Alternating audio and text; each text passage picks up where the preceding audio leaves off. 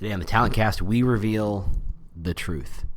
Yes, it's not just you who hates your ATS and all your HR and all your talent tech. It's not just you. Here we go.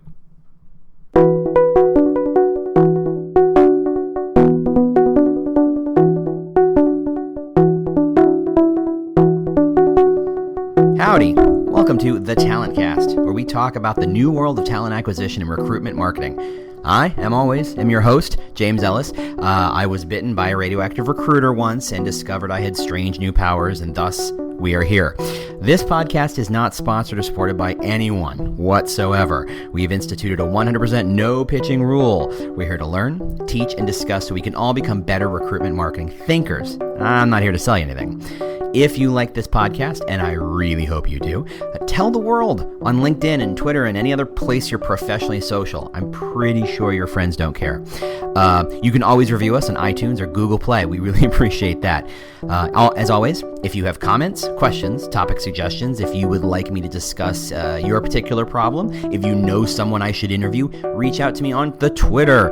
It's The War for Talent. That's right, The War for Talent. Or just go to our website. We're at thetalentcast.com, thetalentcast.com. Otherwise, here we go. Hope you enjoy.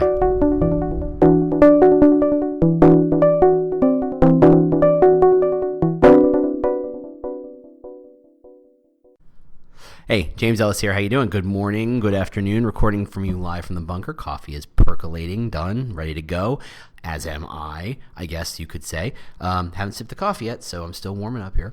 I hope everybody's having a great week. They're about to have a great week. It's a Monday probably if you're listening to this. So I want to talk about talent tech, and I'm going to start with a quick definition. I want to start with a quick sense of what do I mean by talent tech.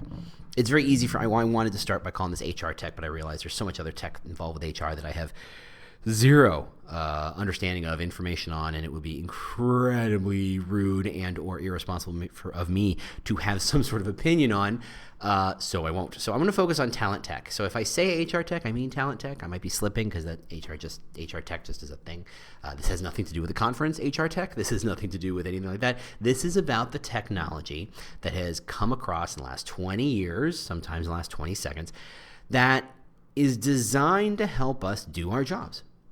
It's designed to help us attract, engage, and compel candidates, prospects, whatever you want to call them, to come to our job site, to look at our jobs, to apply for our jobs, and also to go through the process of filtering and winnowing those applicants out so you decide on what to do, including metrics, including post work, and all of it, everything that involved in the talent recruitment, the talent selection, and maybe not maintenance, but all the talent stuff. This is what we're talking about. This is the talent stuff. And the truth is, in a former life, you couldn't go a day without someone complaining bitterly about the technology surrounding them, whether it was their ATS, and I've lovingly joked about them, and I know that there are reasons why they stick around, but I can still tease them and still make fun of them for being 20-year-old technology, or at least feel and look like 20-year-old technology, and everything from the ATSs to tools that let your employees give you access to their Facebook so that you can publish to their friends on their behalf, everything like that, anything that involves talent. And it's stuff that's specific to talent, like an ATS or like metrics or like path to conversion or all that, stuff like that, or it's stuff that's more broadly talent focused. So even Facebook is not in any way, shape, or form talent focused, but certainly we use it a lot for talent. So let's go ahead and lump that in here to the group of why talent tech kind of not good words. The coffee's still too hot, can't drink it yet. So I was having a good conversation with somebody, and I realized one of the issues is, so Alexa, we're going to take a quick step back, and I apologize. I feel like I'm rambling and get my feet under me in this conversation. As you know, there's no outline. So I want to take a quick trip back, not from the HR talent space, but for just the general computing space. And so I want everybody to remember the golden days that were early email, whether that was the late 90s, and even for some people, it was the early 2000s, 2000 aughts. When email arrived, and whether you had Outlook, the standard, or you had a web client like Hotmail and eventually Gmail or Yahoo, whether you had a desktop client, which was literally a piece of software that embedded on your software like Outlook, or Pegasus Mail. That was my go-to for a long time. It was free. Zmail, I know, is out there. Lots of different clients. Lotus Notes, Lotus CC Mail, rather. Lots of different email clients. I remember rolling them out. I remember being in the tech space helping companies figure out how to roll them out to their companies and get people trained on how to use an email and what the difference between a CC and a BCC is. For those of you who don't know, it's carbon copy and blind carbon copy. Things that have to do with carbon, which has to do with typing, which has nothing to do with anything about email. So it's about as anachronistic as that little blue square that means save. For those of you who are as nearly as old as I am, you know that's a floppy.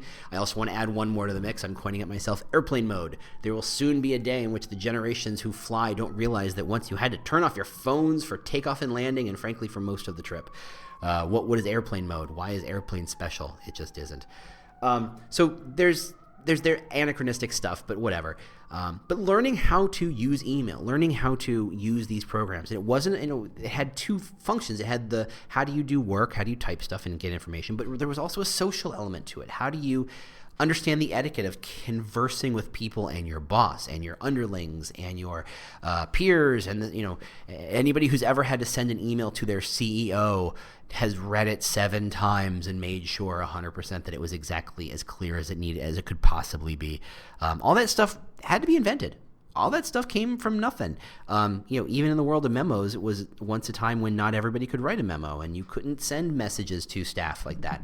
Now, every company has some sort of all-staff email list that everybody that probably has access to, probably. So if you're in a 50,000 person company, it probably won't take you more than about 3 or 4 minutes to figure out how to send 50,000 emails. Hopefully they don't have their autoresponders on and you take down the server. But that's just how email works. Everybody had to figure it out, and it was brand new. Now, early email was rough, to be fair. Just like all early enterprise software, they were rough. They were designed by developers, coders who had a sense of how things worked, a sense of how things should be, and they forced the rest of us to think it through that way. So, I'm remembering things like on my Pegasus Mail client, if I hit Shift Enter, it would automatically send the email, and it was very easy given that Shift and Enter are effectively next to each other. Very easy for me to fat finger that and accidentally auto send the email, or send the email before I was even done sending it. But for them, it was a keystroke. It was a shortcut. It was smart and fast and efficient for them. And for the rest of us, we went, well, this just sucks. Let's keep sending email I don't want to send. It's hey, Bob, I just wanted to... Gone. That's rough. So, that kind of tool set was designed by a designer or a developer and handed to us. And honestly, it wasn't sold to us. At no point was the company asked, hey, what kind of email client do you want? Here's your 3 options. Why don't we pick? They're all effectively the same price. Let's make some choices. No one made that call. No one asked you for that. Someone in the IT team said, well, we're moving to email. This is the solution. And that solution had a lot of things behind it. So, for example, if they started, email let's be fair, Microsoft makes all the money on Office and Office and Windows, and has for a very, very, very, very, very long time. Still does. In fact, it makes more money now than it did in its heyday when it was getting sued. If you didn't know that, it's crazy. But what happened is if you're in a company and you are working with Microsoft, you have to buy a server for all that email, for all that Outlook, and that effectively means you have to hire a person who manages that server 24/7.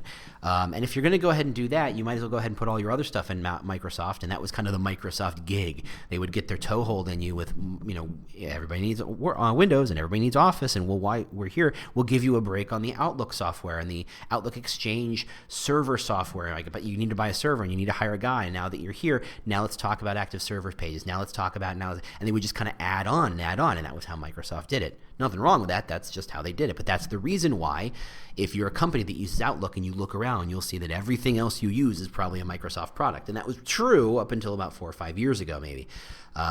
Now it's a little less true, but it's pretty true. No one said, June from HR didn't say, here's my favorite email client. I'd like to start using this, because email was structured by the enterprise. It was determined by the enterprise, and had to be security issues. And of course, they wouldn't let you, remember the days when they wouldn't let you bring your own devices? That changed 5-6 years ago.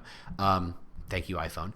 I used to have a gentleman who made a joke about in pharma, the only way to bring a Mac into a pharma company was with a shotgun next to it because there's no way anyone would ever use it. But then the iPhone came up and suddenly everybody brought their iPad and iPhone. Everybody suddenly needed an Apple and a Mac. That's how they changed the world. Bringing your own devices was crazy. You had to use the office's computers. The office chose what computers, whether you used IBM's or whether you used Dell's or Compaq's or any number of IBM-type clones. And that's all what they were. They were all IBM clones, or PCs, I guess you can call them too. You didn't have any call in that. You didn't have any choice in the matter. You showed up, you got a desk, you got a computer, here's your email client. We already made your email address for you. And so for jerks like me, whose first initial last name spells jealous, it kills me.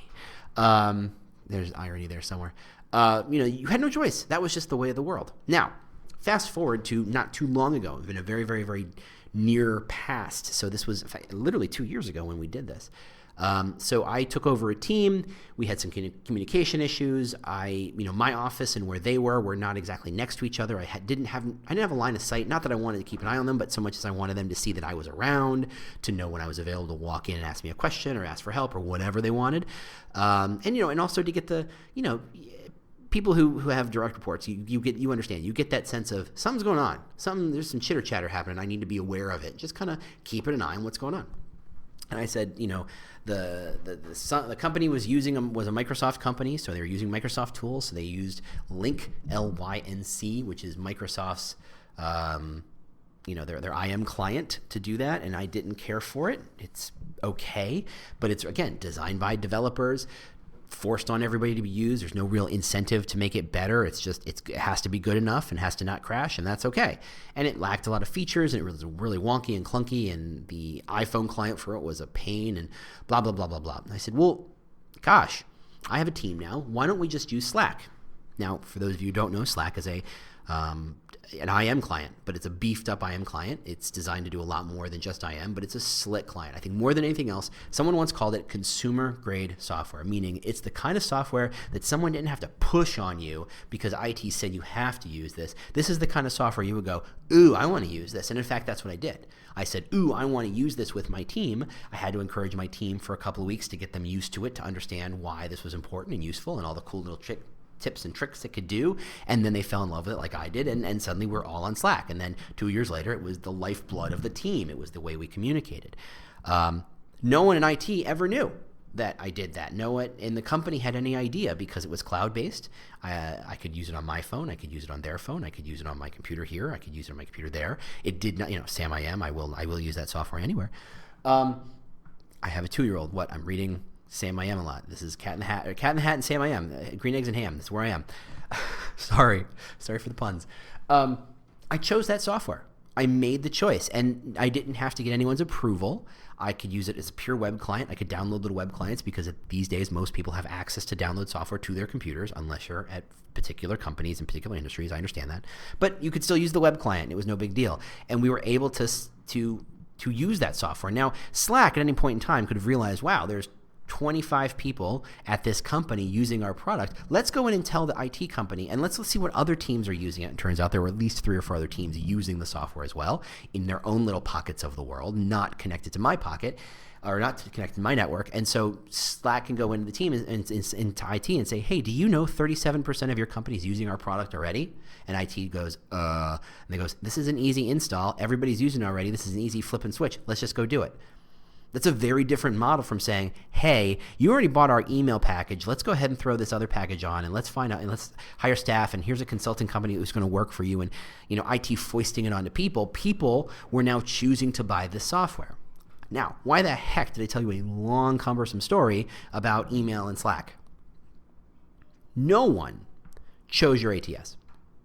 I mean, it feels like that. I mean, it feels like the person who actually made the call to say that's the ATS. I'm going with Taleo over iSIMS or vice versa. It doesn't really matter. This isn't about brand names here. That person decision was made so long ago. That person is no longer in the HR talent acquisition team or even with the company necessarily. These are just choices that got made, maybe for a financial reason, maybe for an incentive reason, maybe for a feature reason that they thought they needed that is no longer true 5, 10, 15 years later. But The choice is there, and everything in your talent space is connected to your ATS. Anything that is not connected to your ATS is siloed out and effectively bad.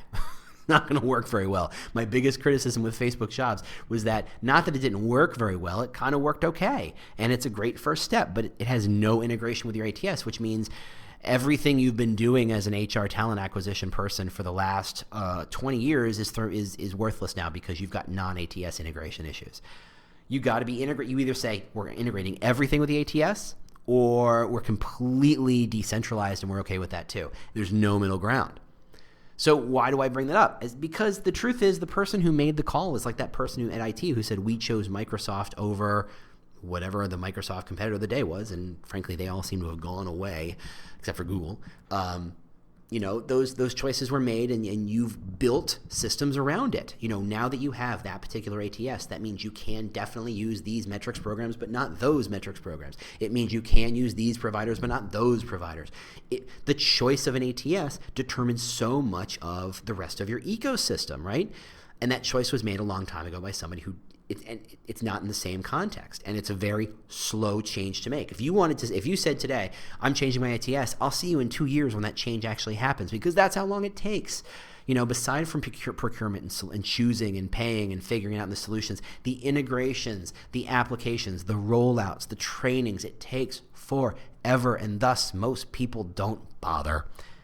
That's not exactly software you go, that's great software. No one says that's great software about software. They're not allowed to leave. It's expensive to leave, and they have to use anyway that someone else chose for them. That's not a good incentive, right? If you were using, here, look at Snapchat. You could leave Snapchat today as Instagram shows up and brought stories out, which was effectively, hey, we like Snapchat so much we made our own. It's very easy to stop using Snapchat and start using Instagram stories. I mean, it's literally zero cost to you, right? Changing your ATS has huge costs. It's a very different model. And so in a space where there are no switching costs, you are incentivized to make the best possible software program possible to truly understand your audience. And that's really what it's about. And now in an ATS world, there's no incentive for them to, let's be fair, there's no incentive, roughly, for any of the major ATSs to really invest in deep development, to upset the apple cart. Yes, they could develop mobile apply. Yes, they could develop deep metric integration. Why? Who cares? You don't care. You're doing fine. You're not leaving because the other guys aren't doing it.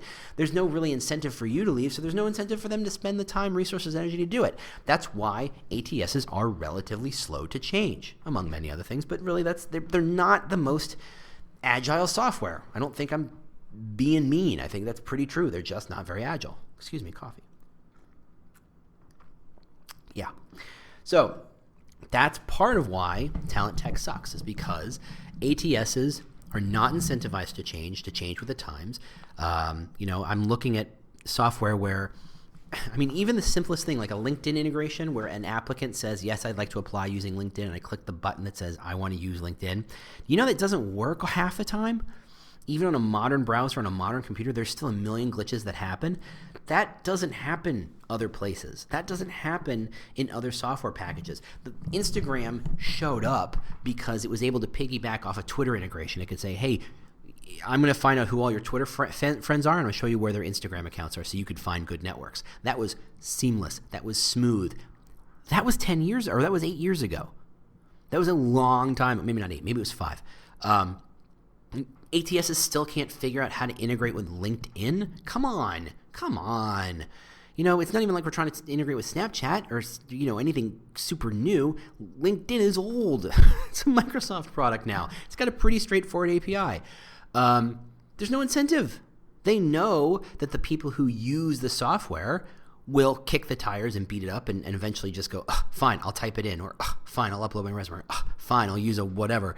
They know that they will get around it. They think there's enough bait in the job to say, I don't have to really worry about it. They'll figure it out. I used to joke that, when I was talking to companies like Target and Amazon, I said, look, in reality, you don't need a job site. You could almost hide your jobs and people still find ways to apply. You're Amazon and Target. I mean, everybody wants to work for you. Everybody in Minnesota, a good chunk of the Minnesotans want to work for Target and would actively campaign to make that happen. And if you ask them to do the Watusi on the way to the interview, and that's a job requirement, the streets of the Nicollet Avenue Mall is filled with people doing the shimmy.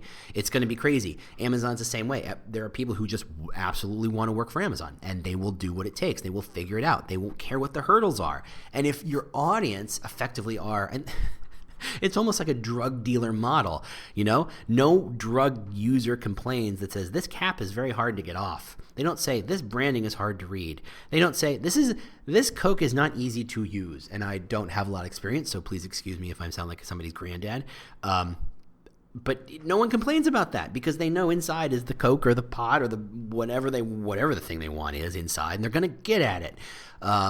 And that's fine. And they'll come back to the same person who sold it to them because if it was good. It's not about whether it was easy to use or the user experience was great. Not to say that candid experience isn't important, but let's be fair. If the bait is good enough, the candid experience isn't as important.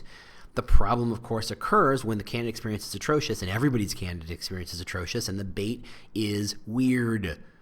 And here lies kind of the problem with talent tech, and that is the bait's really weird. I mean, think about it. We think about all the money and time and effort that you and me and all of our compatriots and friends and coworkers and given companies and these kinds of jobs spend trying to get people to apply for a job. A lot of time, money, energy, love, passion to get people to just hit apply, right? And then what do? We say 99% suck and throw them away. I mean, just what? Really? What? I mean, how does that work? How does, from a user base, imagine you're selling a car and 10 people show up to buy your car and 9 of them you say, I don't want you. We only have the one car. It's like, well, those people aren't going to go away happy. They're not going to feel like, oh, that was a good user experience. They have a good employer brand. I feel good about this process. They're going to be pissed because they wanted to buy a car and they agreed to a price and they did what you asked them to. And they showed up and they had the cash in hand and you said no to them. And they don't understand why. Now, in house hunting, that's normal. Used car buying, normal. Job seeking, normal. Doesn't have to be. Doesn't have to be. This is what, when people talk about disruption, this is what people are talking about, by the way. It's this sense that just because this is the way we've always done it doesn't mean this is the way it has to be. And we can quibble about the actual definition of disruption in a later show, because I don't think this is for this. But really, how do you maintain any kind of candidate brand when you're telling 99% of the people you have spent money and energy to attract to go away? How does that make any sense at all? Other than it's the only way we can figure it out. There's no other better solution that we know of other than attract the biggest possible audience. You give them enough information that you hope they self-select out, and you pick the best one from it and hope that those people apply for enough jobs and eventually they'll be employed and the economy gets to keep going.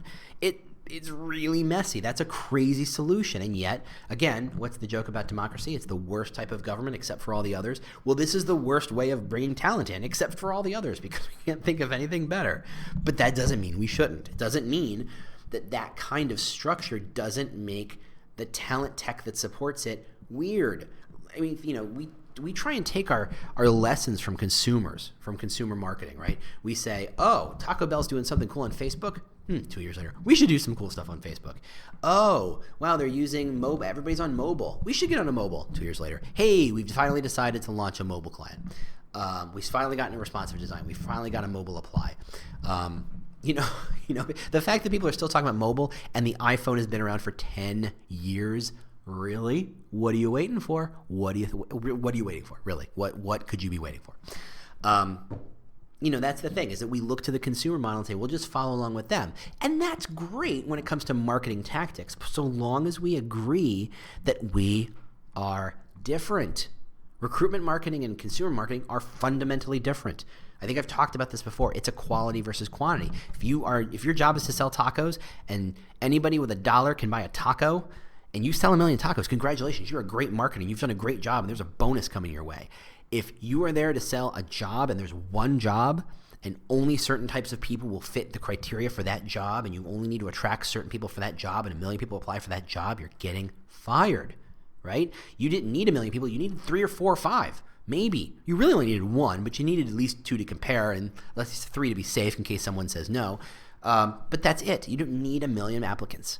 You have a thing called fit. And when you're a guy selling a taco or a girl selling a taco and the only requirement is you have to have $1, those fits aren't really a concern, right? Very few people don't have $1, around somewhere. And there you go.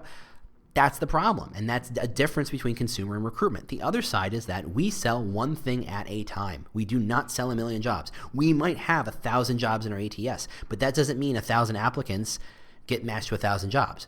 There's not 1,000 of the same job. You're not going to take the top 1,000 people for those jobs and grab them. You're going to apply your logic and your thinking, your process to each one of those people individually. That doesn't really happen anywhere else except maybe house hunting, maybe sort of, kind of, where whatever. That's a sidebar.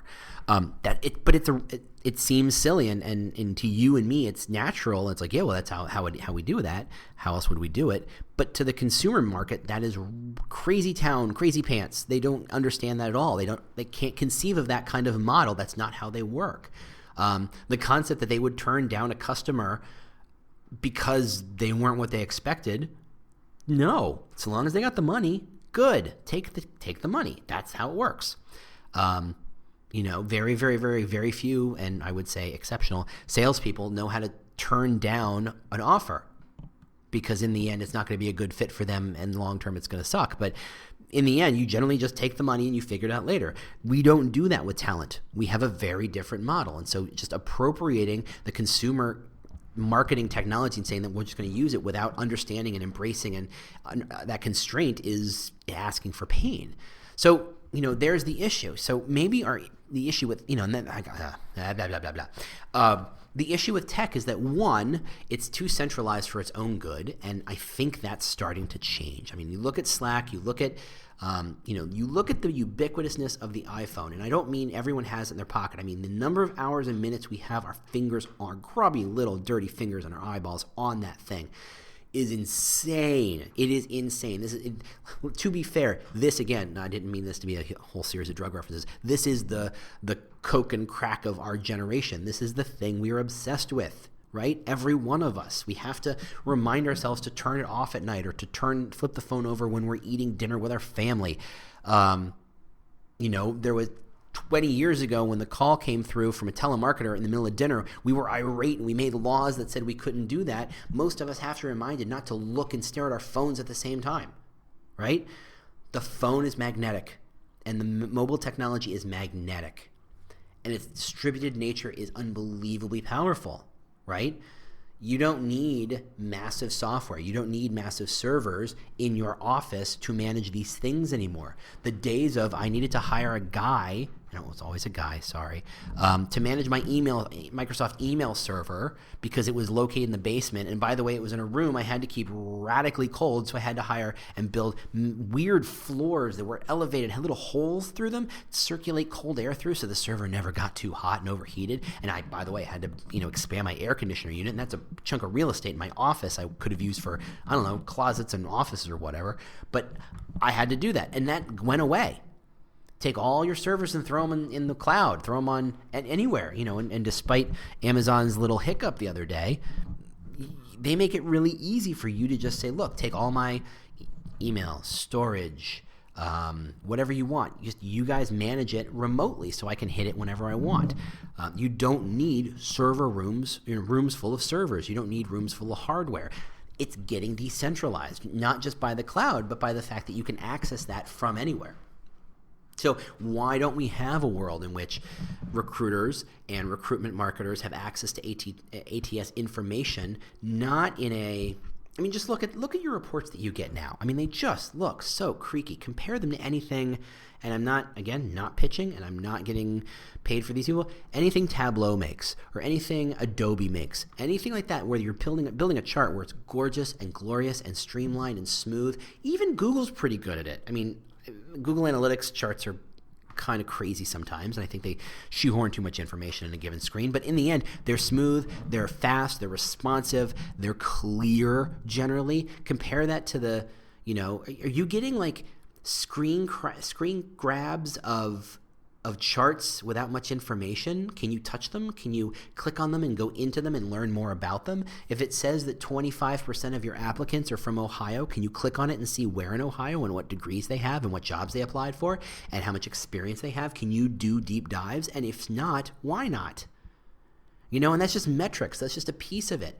And why don't you take those metrics and turn it into something where the recruiter is getting alerts that say, hey, I'm proactively telling you these jobs are getting too much love and this job over here is not getting enough. You have to do something. Or setting expectations that these jobs need at least 20 applicants before you can even consider them, even consider looking at them, and these need 50 or whatever. There's a lot more information around the tech, but again, it's all so shoehorned and structuralized and centralized in that server room and that ATS and all the things that connect to the ATS that we're not going to be able to break out of it. Now, the future will involve an ATS. I'm just assuming it's not going to be an ATS that you and I right now are familiar with. It's not going to be the white screen with a series of black black fields for the user and a million little clicks. I mean, honestly, I've seen at least 4 ATS backends, and they all look like crazy people have designed them. There's no sense of workflow. And in any given screen, you can do 27,000 things, and you're like, yes, but 26,990 of them happen once every blue moon. 5 or 10 of them I do every time. Why are they hidden over here? Why are they mixed in like those things aren't the things I'm touching every day? It's like putting your Cuisinart in front of your toaster. If you use your toaster every day, your Cuisinart once every blue moon. Don't you want to switch that around? Put the toaster up front where it's easy to get to. And that kind of design thinking is not something developers are good at. They're great at many things, but designing and user experience and user interfaces are not always one of them. Making that information easy to move around, making that information parsable, breakdownable, structurable, connected and integrated with anything else that wants to access it. What if in a year when you're all on Slack, because let's be fair, it's a nice little client and huge swaths of people will be there and there's deeply integrated, you can just use your Slack chat to say, what's the status on this job number? And it pops out all the data about the job, like in 2 seconds, not in about 20 minutes, or you have to ask and you have to go log in and make a thing happen and structure a query. You just ask about job rec 44121, bam, there it is. Here's your data. You have 31 applicants. Last one was 20 minutes ago. It's being posted on these boards. It's getting clicks from these places. That's the basics, so you know what's going on. That kind of integration is where HR tech needs to be, and the problem is it can't because, one, it's shoehorned and it's hamstrung by the ATS and the old way of thinking. It's also hamstrung by how we treat our customers. Let's take one more quick spin on this one. When we talk about how I chose Slack and my team did not have any choice in Slack, but what I had to do was show them how cool it was, and they all kind of eventually agreed that it was cool.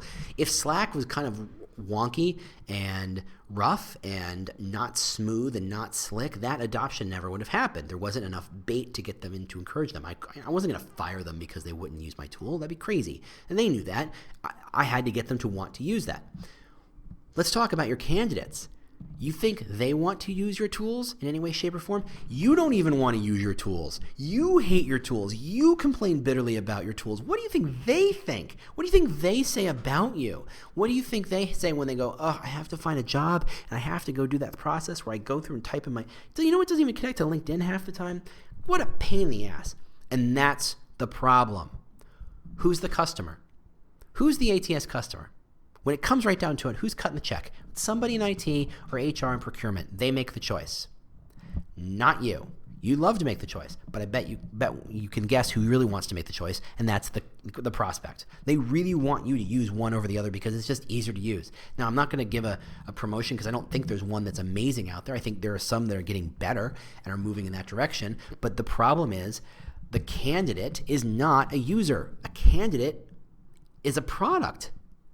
That's something being sold. That's they're not considered when you're buying and selling or buying this HR tech. You don't worry about what the candidate thinks generally. You worried about what your internal people thinks sometimes, and you worry about what your procurement people think all the time. They're the ones making the choice. There are just very few. I can't think of any HR software packages of any size in which the candidate comes first. Very, very, very few. I think the shift, however, is that's going to change.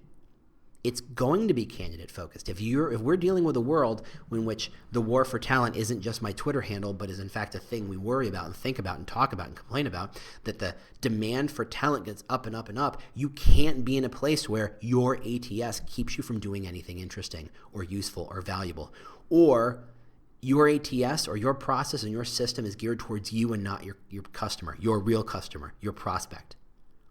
Who your prospect is and what your prospect wants has to be first and foremost in your mind. And that doesn't mean going finding them on Facebook and begging them to come to an arcane system that you have to use because somebody who's now, I don't know, maybe dead, bought a million years ago and you're kind of stuck with and saddled with. That's not prospect first. That's not customer first. That's hoping for the best. And there will come a time in the very, very, very, very near future, I have to imagine, because if you look at like a product hunt, the tools coming out to enable candidates to have a say in this process, they're coming out more and more. The integrations are much more clear. The opportunities are much more open. You can do anything. The trick is HR has to kind of say, you know what, we can't wait for marketing to take the lead on this and just follow their lead. We have to make this choice because this is an HR or talent acquisition piece of software. No one else is going to tell us what to do. We have to choose the prospect first. And I'm going to tell you right now, on the record, recorded for all eternity? Sure, what the heck. The company that figures out how to be candidate first wins. Simple as that. You want the best talent? Be candidate focused, truly candidate focused, not workaround focused, not, oh, by the way, here's a set of instructions, not 8-point type at the bottom of the ATS application process. Here's a litmus test for you. This is my favorite, and this isn't ATS's, but this is true all the web. Any process in which you ask someone to give you a password that is more complicated than the one their bank asks for, meaning it has to be at least 8 characters, or it has to be, my PIN number is 4 numbers? Simple as that. My PIN number on my bank card is 4 digits. 4 numbers. There's literally 1 in, 10,000 options? That's it. It's not like password has to be 8 characters and it has to use a capital and it has to use a number and it has to use a special character. But those special characters, you can't use more than 2 in a row, and it can't be a password. My bank criteria for passwords is not that complicated. Chances are, if I'm applying here, I never want to come back. The ATS is a hurdle I have to jump through, and you've made it harder. You've made it bigger. You've made it worse. I had a friend of mine joked, what percentage of your time doing taxes is trying to remember your passwords to your old password, all your both your tax software accounts and then your HR accounts, for payrolls and stuff. That's the problem. The passwords are the problem. But that's a litmus test. Software that says enter a password, pick a password that you want, and you type something in, and then they give you the rules. Oh, by the way, did we not tell you it needs to be 8 characters? Did we not tell you that you can't use an exclamation point, but you can use an asterisk? Did we not tell you it had to require a number and a capital letter, but also a lower care, but not the? And did we not tell you that? No, you didn't. That is not customer focused. That is internal focused, and that is wrong. That's the problem. So you want to go evaluate the next, stage of software to attract and compel talent to engage with you, to apply with you, to make the bait better. Go look at their passwords. Go look at how they ask for a password. Frankly, any information I have on my application is on a resume and it's on LinkedIn, meaning it's publicly available. Aside from a salary range, which most people aren't going to give, what else there is so mission critical, is so scary, private that you can't have? It's on LinkedIn. My resume's floating on a million places. Yours is too. That's not private. This isn't a bank. I'm not going to move money from one place to the other. You're not going to change my IRA. This is an application. This is an ATS I have to use once, apply, and get the heck out and wait for a call from a recruiter. And yet you're designing it like I'm going to live there. That's crazy. So, is there hope for talent tech? Yeah. It just seems a long way off right now, and that's why. It's because it's not user-focused. It doesn't understand who its users are. It's constrained to old world thinking where it's centralized around a server somewhere. Even if it's a cloud, it's still overly centralized. It doesn't change very much. The users only use you once every blue moon, so there's no incentive to change. And there's not enough competition who cares enough to worry about this stuff. That's the problem. That's changing. I think the ATSs have finally started to realize, and I think think they're starting to ramp up and get better. I think there's enough competition. These newcomers who are ATS lights or ATS pluses who are trying new things and are trying to realize that, hey, it doesn't have to be, everything in the kitchen sink of software. Sometimes it can just be a very simple CRM that people can upload information to and resumes to, and then have a very simple workflow behind. Most ATSs are designed for a Procter & Gamble, IBM, Merrill Lynch level size process of applications. And if your company is 1,000 people or 100 people, you don't need all that. That's way too much workflow. That's way too much technology. That's way too much stuff for you.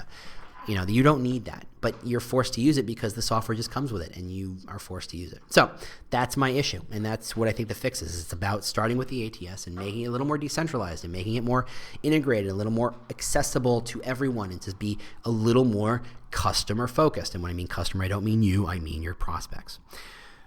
That's all the time I got today. Thanks for listening in. If you want to complain bitterly or pleasantly or funnily, I don't care, or you just want to chat or you just want to suggest ideas, I'm on the Twitter at The War for Talent. That's at The War for Talent. Or you can find our website. It's thetalentcast.com. We got 2 reviews on iTunes. I'm stunned. They're both 5 stars. Wow. Thank you. If anyone wants to throw another one on there, I think we actually get a general average, which would be super cool. Thanks to you for reviewing us, and I encourage you to do that the same, as well as share with your your talent friends. Let them know that we're here. If you like us, let us know.